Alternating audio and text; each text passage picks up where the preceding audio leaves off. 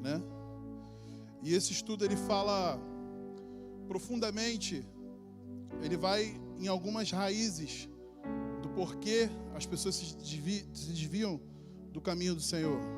Param de ir para a igreja, param de ter comunhão com Deus. E um dia eu estava sentado, Deus começou, na parte da manhã, Deus começou a ministrar no meu coração sobre os desviados. As pessoas que um dia estiveram conosco, um dia congregaram na nossa igreja, um dia a gente participou da ceia junto, um dia a gente bateu papo, a gente evangelizou. Eu estava esses dias lembrando de alguns jovens que na minha época de juventude lá atrás, nós saíamos juntos, nós evangelizávamos os morros, Sapo, Mangueirinha, Santuário, já evangelizamos essa região aqui toda. E hoje alguns desses jovens estão desviados. Alguns desses jovens não se encontram mais no nosso meio. Eu não tenho mais aquele abraço deles. Eu não tenho mais aquela aproximação deles. A gente não escuta mais eles do nosso lado louvando e bendizendo o Senhor. E isso é triste. Isso não é uma coisa boa. Isso é uma coisa ruim. É uma coisa triste demais. E aí eu busquei essa pesquisa. Eu queria compartilhar com vocês. Primeiro vai ser um pouco didático, como eu disse. Mas na continuidade a gente vai dar uma palavra baseado nisso. E eu tenho certeza que você que nos assiste, que talvez está frio no Evangelho, talvez você se encontre desse modo desviado.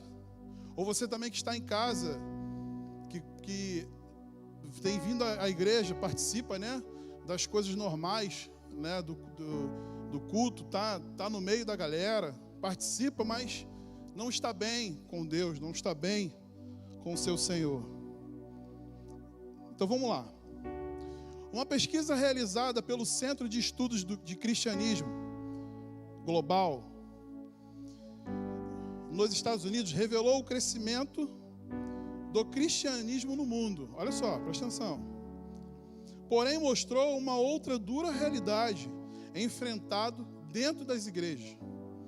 A pesquisa, que recebeu o nome de Cristandade em seu contexto global, de 1970, olha o período de estudo deles, a 2010, ou seja, 10 anos atrás, foi a última estatística, há 10 anos atrás, foi realizado com dados de 1970 a 2010, e mostra que apesar da diminuição da religiosidade na Europa, houve um crescimento significativo de cristãos também na África e na Ásia, na América Latina, porém a quantidade de cristãos manteve-se estável. E ainda segundo essa pesquisa, em 2020, haverá 2,2 bilhões de cristãos. 25% deles, ou seja, 700 milhões, serão pentecostais e carismáticos. Isso aqui eu estou lendo a pesquisa, tá, queridos? Em contrapartida, houve um aumento. Em contrapartida ao aumento de cristãos, há 5 anos, estima-se que existia entre 30 a 40 milhões de desviados. Os motivos para se desviarem são vários. A instituição cristã, isso aqui eu busquei, tá? Isso aqui é tudo fato, tá, querido? Isso aqui tem uma pesquisa lá, você pode entrar lá, Liveway. Esse centro aqui é um centro batista, faz parte do Centro Batista do Sul. Realizou um estudo também nos Estados Unidos, a Liveway, para descobrir os fatores que influenciam na decisão de não mais ir à igreja. Preste atenção. Segundo o levantamento, 50% das pessoas decidiram abandonar a casa de Deus por causa da mudança de situação de vida. Ou, entre aspas, transferência de cidade, divórcio, nascimento de filhos, morte de alguém da família e etc. Em torno de 37% dos entrevistados alegaram que foram desapontados por membros e pastores. Preste atenção. 19% estavam ocupados demais para participar das atividades da igreja. por fim, 17% decidiram que a responsabilidade da casa e da família contribuíram para o seu afastamento. Só que essa estatística aqui, ela fala de um modo geral, pegando todas as idades. E a gente sabe, vocês sabem que a gente está aqui falando de jovens. E eu tive a curiosidade de entrar na área dos jovens. O que está acontecendo? Qual o maior fator? Quais são os fatores que o jovem está se desviando dos caminhos do Senhor? Então, esse mesmo grupo, Liveway, fez um estudo. E a faculdade funciona como um choque de realidade, em desafio às tentações para os jovens. Um levantamento recentemente apontou que 70% dos jovens que frequentam a igreja, no ensino médio, abandonam a fé em algum momento durante anos de formação de ensino superior. O estudo feito pelo Instituto, de novo, Liveway, constatou que, posteriormente, já formados e com uma vida encaminhada, aproximadamente 2/3, preste atenção, 2/3 dos que abandonam a fé durante a faculdade acabam se reconciliando. Olha quantas pessoas se perdem no caminho. Segundo informações da revista Cristandade, a participação em uma comunidade de fé nos anos que antecedem a faculdade tem uma extrema importância. Por quê? Eles chegaram à seguinte conclusão: pois geralmente os jovens vão abandonando a igreja conforme envelhecem, entre 16 e 17 anos. A queda na frequência é de 10%. Entre 17 e 18 anos é de 14%. E entre 18 e 19, a queda é de 13%. Os pesquisadores constataram ainda que, na maioria dos casos, os jovens não têm intenção de abandonar a igreja. Sabe quantos jovens dentro desse ritmo aqui não têm intenção de abandonar a igreja? 80%. Porém, mas diante o acesso a novas informações, passaram a discordar da educação teológica que receberam e viam na sua igreja como algo, e veem a igreja como algo sem importância. Gente, fechando aqui, preste atenção. Eu não estou aqui falando contra a faculdade, não é essa a minha intenção, de maneira nenhuma. A faculdade é bênção. Conheço muitos jovens que estão fazendo, um trabalho fantástico nas suas faculdades. Na realidade, se o jovem, quando for à sua faculdade, quando for ingressar à faculdade, entender quem ele é em Deus, se esse jovem entender que ele é um servo de Deus, a sua identidade estiver muito bem fundamentada, a sua identidade estiver muito bem alicerçada em Jesus, a sua identidade estiver muito bem formada, que ele é filho de Deus, o jovem ele olha a faculdade com outros olhos. O jovem olha a faculdade como um campo missionário. O jovem olha a faculdade como algo que ele pode chegar e ele vai ensinar. Ao invés de ser influenciado, ele vai influenciar. Então esse estudo deixa claro o seguinte, que nós precisamos mudar esse estudo. E eu creio que a juventude que hoje está, na nossa igreja, vai mudar essa estatística. Eu creio nisso. Eu acredito, eu confio no Senhor. Mas existem princípios a serem seguidos por esses jovens. Existem princípios a serem colocados em prática. Não adianta você e eu entendermos quem somos em Deus e se fechar como um casulo. Eu já ouvi pais dizendo que não querem que os filhos vá à faculdade com medo de perder seus filhos. Cara, sinceramente, se você pensa assim, está errado. Você tem que preparar os seus filhos e fundamentar eles a entenderem que eles são uma flecha. Eles são uma flecha nesse mundo, eles são uma flecha para alcançar corações, eles são uma flecha do Senhor, movidos pelo poder de Deus. Se nós não entendemos isso, cara, por favor, entenda. O seu filho é uma bênção para essa geração. Jesus disse o seguinte: vocês são sal da terra e vocês são luz desse mundo. Jesus nos chamou de tempero e Jesus nos chamou de luz. clarear. Então, em nome de Jesus, eu creio. Você, jovem que está me ouvindo aí do outro lado. Você, pai, também que está me ouvindo. Preste atenção no que eu vou dizer para você. Cultive no seu filho que ele é um servo de Deus. E aonde ele for, ele vai trazer luz. Aonde ele for, ele vai trazer, sabe, tempero para essa nação.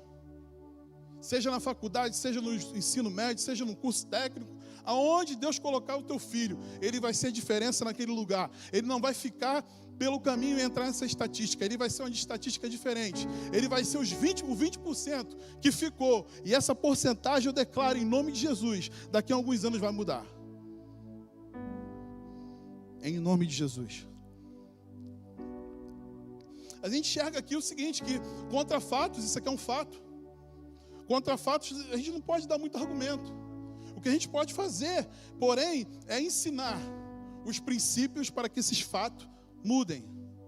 Esses fatos precisam mudar. E eles só vão mudar se eu e você tomarmos uma postura, uma decisão diferente.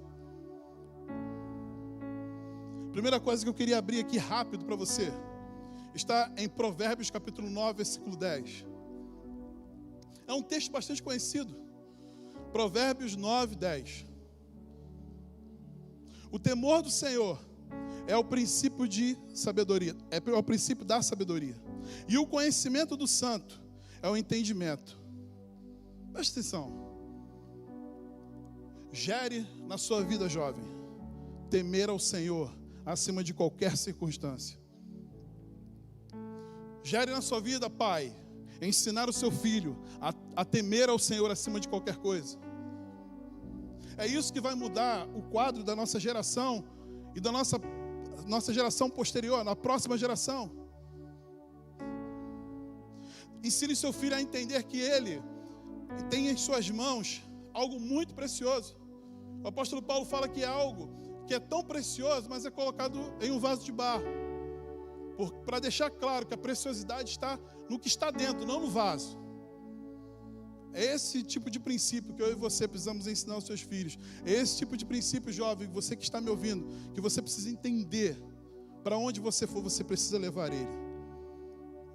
E entrando na questão, na primeira pesquisa que eu disse, cara, a gente precisa fincar, entender quem nós somos, e uma palavra de um membro, uma palavra de um amigo, talvez uma palavra até de um pastor, não pode desviar você, cara. Uma palavra, de repente você pegou o pastor, de repente você pegou o membro, o diácono, talvez o líder, talvez eu. Você me pegou num dia ruim e sem querer eu dei uma palavra mal criada. E você se chateou, se afastou. Se você está me ouvindo e eu entro nessa situação, eu te peço perdão aqui ao vivo. Eu te peço perdão, cara. Nunca foi minha intenção afastar você. Cara, Jesus, Ele morreu por mim e por você. Eu não morri por você. O pastor Walker, ou o pastor que você servia, ou a igreja que você servia, ele não morreu por você. Quem morreu por você foi Jesus, cara.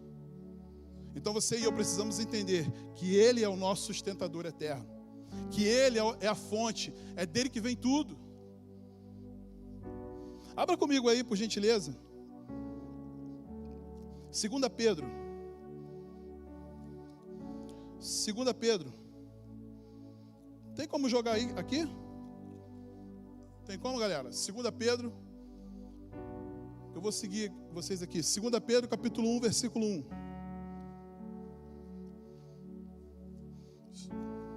2 Pedro.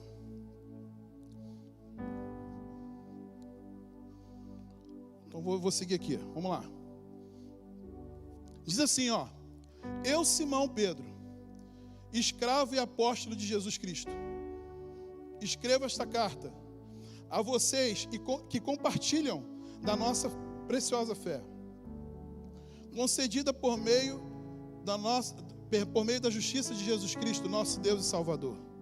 Que vocês tenham cada vez mais graça e paz à medida que crescem no conhecimento de Deus e de Jesus, o nosso Senhor. Versículo 3. Deus, com o seu poder divino, nos concede tudo de tudo que necessitamos para uma vida de devoção, pelo conhecimento completo daquele que nos chamou para si por meio da sua glória e excelência. E por causa da sua glória e excelência, Ele nos deu grandes e preciosas promessas.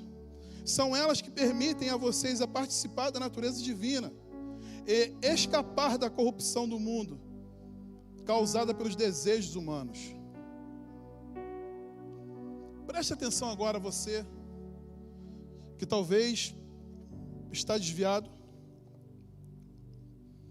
ou pensando em se desviar. Preste atenção. Isso aqui é rico. Diante de tudo isso, esforce-se ao máximo para corresponder a essas promessas. E como é que eu consigo ficar firme? Como é que eu, Marnix, consigo permanecer inabalável e não fugir e não sair, sabe, dos braços do Pai e não abandonar essa maravilhosa graça que Ele nos tem dado? Como que eu consigo me fortificar mais? Preste atenção. Acrescentem à fé a excelência moral. Cara, isso aqui é demais. Eu estava lendo hoje de tarde, compartilhei com a minha esposa e com meu filho Samuel. Acrescente à fé a excelência moral. Preste atenção, a excelência moral fala de quê? A excelência moral fala de princípios e valores. Excelência moral fala de ser uma pessoa direita. Excelência moral fala de ser alguém reto, íntegro. A excelência moral fala de princípios. E a Bíblia está dizendo aqui, Pedro está dizendo aqui, deixando bem claro: acrescente a sua fé. Você crê no Senhor, você acredita que Ele morreu por você dentre os mortos, você acredita que você vai receber a coroa de vida eterna, amém? Você acredita nisso? Beleza, mas acrescente isso, sabe, a excelência moral. Isso é tremendo. Acrescente isso, princípios. Não, sabe, não deixa no meio do caminho, não quebre princípios no meio do caminho. Não se afaste daquilo dos mandamentos que o Senhor tem te dado. Viva isso aqui, cara, como algo totalmente precioso. Você não precisa de água. Inclusive eu estou com sede, se alguém puder pegar uma água para mim. Se você precisa de água, amém? Se você precisa de água, você também precisa da palavra. Água não é uma necessidade, a palavra é uma necessidade. Inclua no teu coração princípios e valores. Gere no seu coração, sabe, junto com a fé, a excelência moral. E continua.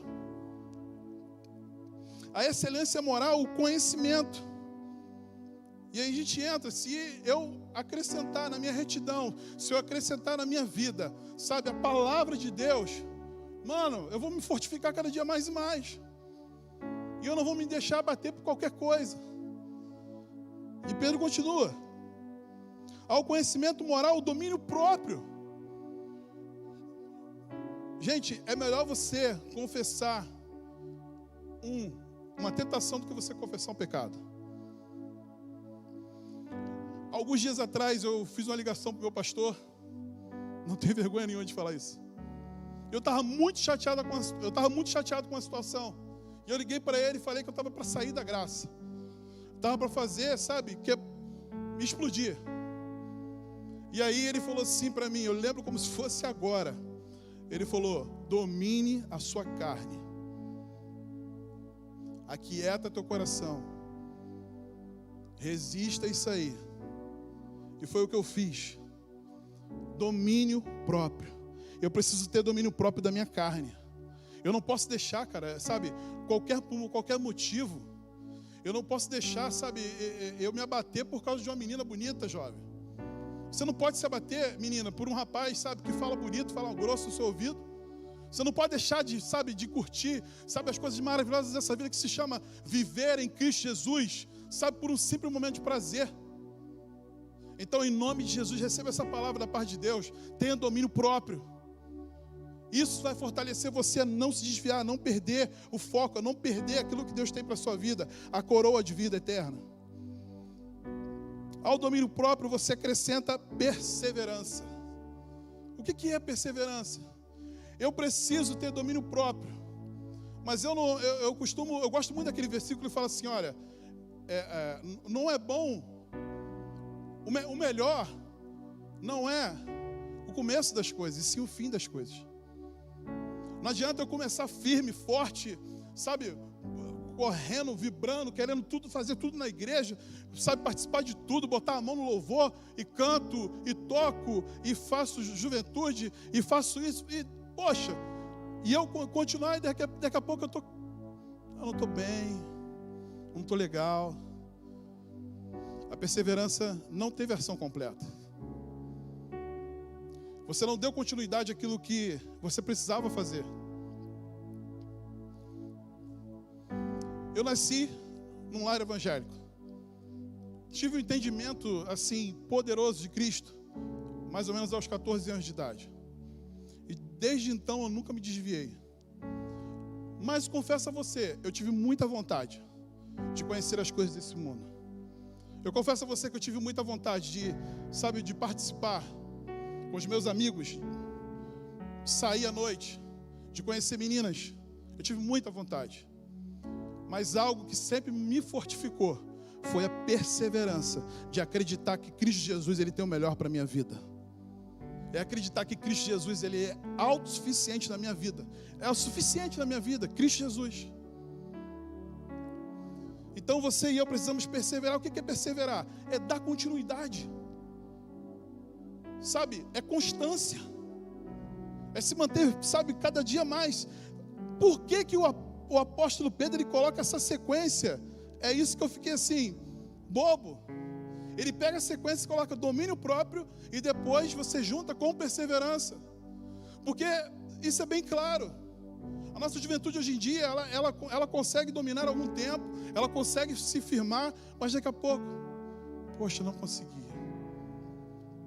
E aí se entristece, e aí acha que Jesus, que Deus não vai perdoar, acha que é sujo demais para participar das coisas de Deus, e se desvia. E em seguida ele coloca, e a perseverança, a devoção a Deus. A Bíblia fala o seguinte: qual é o maior e grande mandamento? Amar a Deus acima de todas as coisas. Você quer, sabe, um princípio maravilhoso para você nunca se desviar? Olhe sempre para o alto. Olhe sempre para o seu Deus, aquele que Ele pode fazer grandes coisas. A Bíblia chama Ele de socorro bem presente. A Bíblia chama Ele de poderoso Deus. A Bíblia chama Ele de Rei dos Reis e Senhor dos Senhores. A Bíblia chama Ele de imutável. A Bíblia chama Ele de vários nomes. Olhe para Ele. Levante seus olhos e olhe para Ele. Creia que se alguém te desanimou, alguém tentou te afastar, Ele nunca vai te afastar, Ele nunca vai se afastar de você. E ele continua, ele fala o seguinte: depois pegue essa devoção a Deus e acrescente fraternidade. É o amor pelo irmão. O que é fraternidade? É amor de irmão. É amor, é olhar para esse lindo que está tocando esse teclado e olhar ele como me colocar no lugar dele. Desejar aquilo que eu queria para a vida dele também. Isso é fraternidade. Isso é o amor de irmão. E ele finaliza, ele diz assim: e você pega esse amor de irmão e joga mais amor ainda. E coloque amor. E ele continua. Preste atenção, jovem. Preste atenção, homem de Deus, mulher de Deus, está me ouvindo. Quanto mais vocês crescerem nessas coisas, mais produtivos e úteis vocês serão no conhecimento completo do nosso Senhor Jesus Cristo.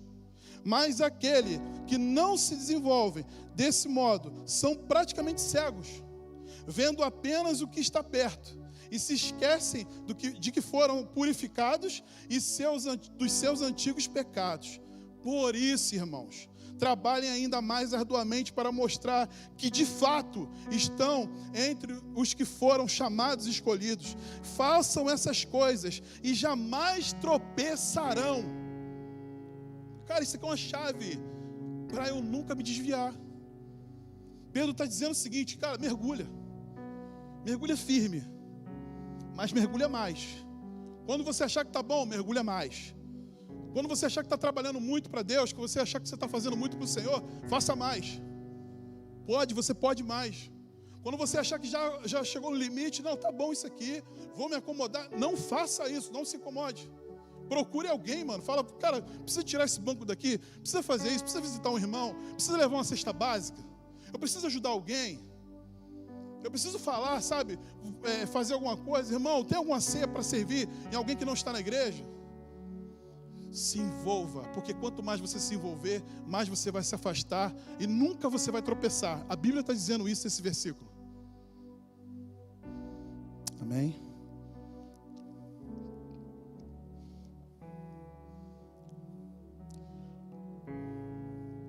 E eu vou aqui para a conclusão. E eu queria abrir com você um texto fantástico, que é Lucas, capítulo 19.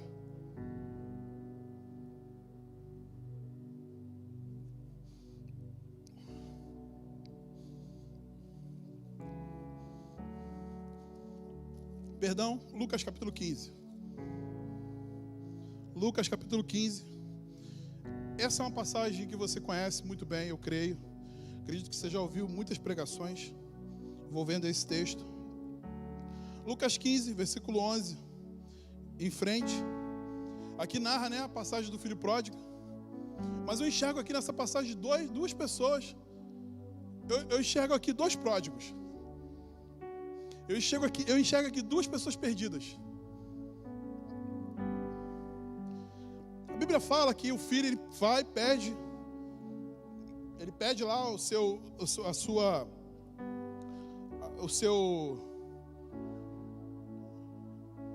que, pastor? Sua herança, perdão, querido. O filho pede a sua herança. E ali, ele pega aquela herança e vai gastar aquela herança. Só que chega um momento que ele para e pensa.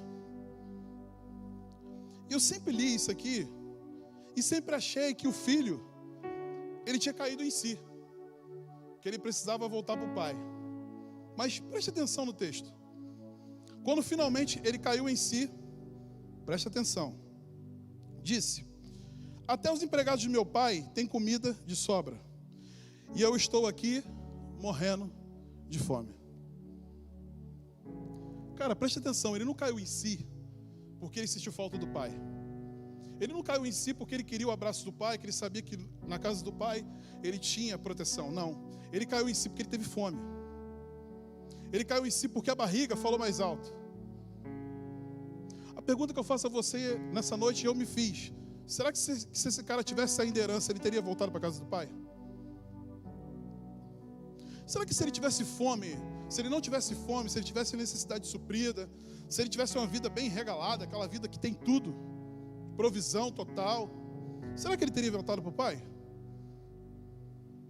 Então, em nome de Jesus, receba essa palavra onde você estiver. Não espere ter fome para voltar para o seu pai. Não espere ter fome, não espere passar por necessidade para entender que Jesus é que Deus, o seu pai, Ele é autossuficiente, Ele vai derramar sobre você a provisão que você precisa. Não espere o momento de fome, não espere o momento da escassez, não espere o momento de dor, cara. Jovem, você que está do outro lado aí, você que está desviado, está me ouvindo, preste atenção, não espere esse momento, que talvez você não tenha tempo. Esse jovem, ele teve tempo. A Bíblia fala que ele se lembrou: pô, peraí, meu pai lá na casa dele, todo mundo come, até os empregados comem comida melhor do que eu, e eu estou aqui passando fome. Beleza, ele voltou. O pai fez uma festa, o pai voltou a dar ele o melhor, porque o coração do pai é assim, mano. Eu sou pai, eu sei que eu estou falando, que eu estou falando aqui através da palavra. Eu sei que se acontecer a mesma coisa com meu filho, eu ia abraçar o meu filho, eu ia abraçar minhas filhas. Porque o coração de pai, o amor dele é incondicional. O amor de Deus é incondicional, mas não espere chegar nessa situação. E beleza, ele foi, recebeu. Só que tem um outro ator nessa cena aqui, que é o filho mais velho. Cara, não adianta. Às vezes você pode pensar que você não está recebendo de Deus. Talvez você está na igreja, talvez você está na sua casa, você busca a Deus e você não recebe nada, e você nada acontece, sabe? De repente não tem uma festa te esperando como aconteceu. Mas há um princípio maravilhoso que eu e você precisamos entender. Precisamos ter o coração de filho. O coração de filho ensina o seguinte: se eu estou na casa do Pai, tudo do Pai é meu. Se eu estou na casa do Pai, tudo aqui que está acontecendo, se o meu irmão do meu lado está sendo abençoado, eu estou sendo abençoado, porque eu participo da mesma casa. Se o irmão está sendo abençoado na minha frente, amém, eu também estou sendo abençoado, cara, porque eu estou dentro da casa. Eu não me afastei, mas não adianta você estar dentro da casa e não ter o coração de filho, cara. Isso uma hora vai te tirar do propósito. E essa mensagem que nós trouxemos hoje, nessa noite, é exatamente isso, para deixar claro para você, que eu e você somos filhos de Deus. Se você aí está me ouvindo, está longe, sabe, dos propósitos de Deus para a sua vida, volta rápido. Se alinhe com a vontade de Deus. Aonde você estiver, nós vamos orar daqui a pouco. Ajoelhe-se na sua casa. Ajoelhe-se no seu trabalho, se você está me escutando. Aonde você estiver, receba da parte de Deus essa oração que nós vamos fazer. E volte para a casa do Pai. Retorne para o objetivo, para o fato, para o alvo. Você, filho, que está dentro da igreja, às vezes não se sente abençoado. Você faz parte de tudo que acontece na casa do Pai. Você está querendo, sabe, comer uma carne igual aconteceu aqui? Vai lá e mata o bichinho, come, cara. Você faz parte da casa. Você está aqui, cara, você participa. Oh, Jesus. Feche seus olhos. Eu queria orar nesse momento. Queria uma palavra de oração nesse momento.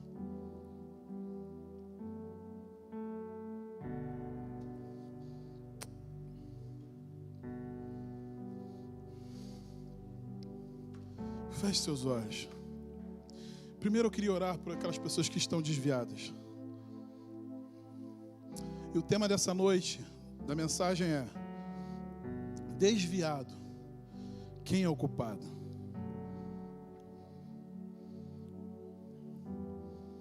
Se você não reconhecer que você precisa mudar, querido, pega esse texto, 2 Pedro, capítulo 1, do versículo 1 ao 10, lê ele, relê ele, coma esse texto, ore esse texto, faça com que esse texto ele entre e penetre no seu coração. Senhor, nesse momento, ó Pai, eu estendo as minhas mãos, aonde esse jovem, aonde essa senhora, esse senhor, onde essa criança estiver, ó Pai, que o Senhor, o Espírito Santo, o Senhor